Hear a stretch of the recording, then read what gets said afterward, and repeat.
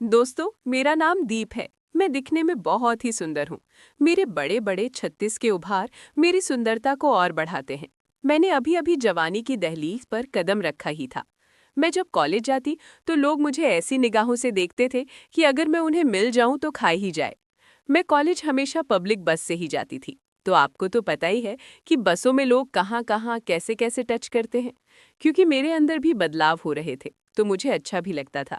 मैं रोज की तरह बस से कॉलेज जा रही थी। तभी किसी ने मुझे पीछे से टच किया। मैंने मुड़कर देखा तो वो एक हैंडसम सा गुड लुकिंग लड़का था।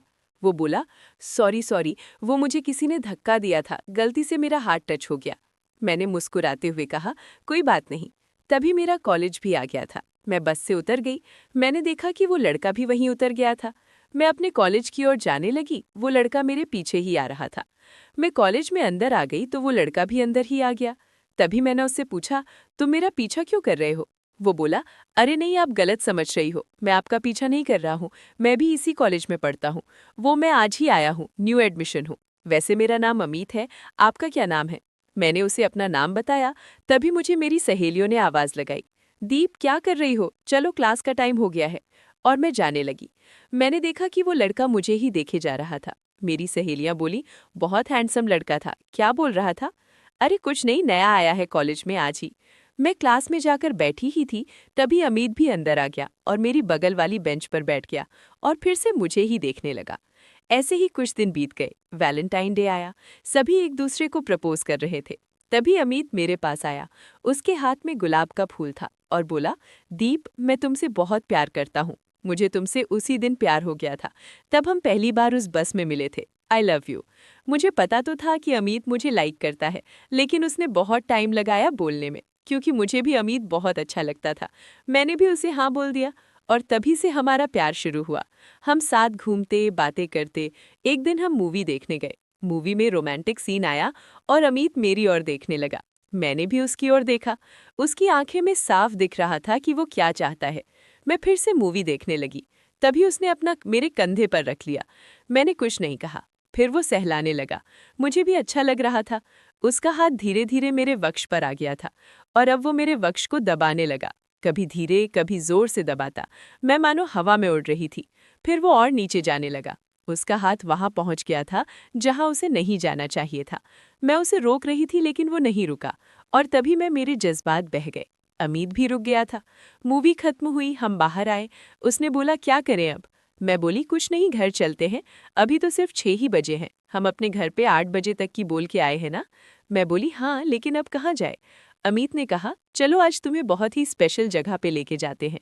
मैंने भी हाँ में सर हिला दिया और अमित मुझे अपने साथ ले गया। उसने एक टैक्सी ली और हम उसमें बैठ गए। थोड़ी ही देर में टैक्सी रुकी। हम उतरे। मैंने देखा वो एक होटल था। मैं समझ तो गई थी कि अमित मुझे यहाँ क्यों लाया है, लेकिन मैंने अमित से पूछा, हम यहाँ क्यों आए हैं? तो वो बोला, जो काम थिएटर में अधूरा रह गया था उसे पूरा करने, और मुझे गाल पर किस किया। मुझे भी वो काम पूरा करना था तो मैंने मना नहीं किया। अब हम दोनों ने होटल में कमरा बुक किया तो एक वेटर हमें रूम तक छोड़ने आया और पानी की बोतल भी साथ लाया।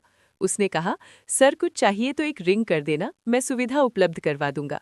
वो शायद बियर या सिगरेट आदि की तरफ इशारा कर रहा था। अमित ने ओके कहकर उसे जाने को कह दिया। अब अमित ने दरवाज़ा बंद कर दिया। मैं और अमित बिस्तर पर बैठकर कुछ मिनट तक बातें करते रहे। अमित बोला, दीप, क्या तुम तैयार हो मुझसे प्यार करने को? मैं तो कब से बहुत ही उत्सुक थी, लेकिन मैं धीरे से हाँ में सर हिलाया। अमित मेरे पास आया और मुझे अपने सीने से लगा लिया। वो मेरे उभरों को सहला रहा था। तभी उसने अंदर हाथ डाल दिया। मेरे अंदर मानो जैसे करंट दौड़ने लगा हो। उसने मुझे बिस्तर पर लेटा दिया और एक एक कर मेरे शर्म के सारे पर्दे खोलने उतरने लगा। अब मैं उसके सामने बिल्कुल बेपर्दा हो गई थी। जिस जवानी को मैं इतने सालों से बचाई हुई थी, आज मैंने उसे अमित को सौंप दिया था और अमित भी मेरे सामने बेपर्दा खड़ा था। फिर क्या था, हमने सारी सीमाओं को तोड़ दिया था। शर्म का कोई बहाना अब था ही नहीं। हम दो जिस्म एक जान हो गए थे। वो मुझे कभी इधर पटकता, कभी उधर, कभी नीचे, कभी ऊपर। हम दोनों पसीने से तर हो गए थे। इसी बीच 2 घंटे कब गुजर गए पता ही नहीं चला। मैं सोच रही थी कि ये रात कभी खत्म ना हो।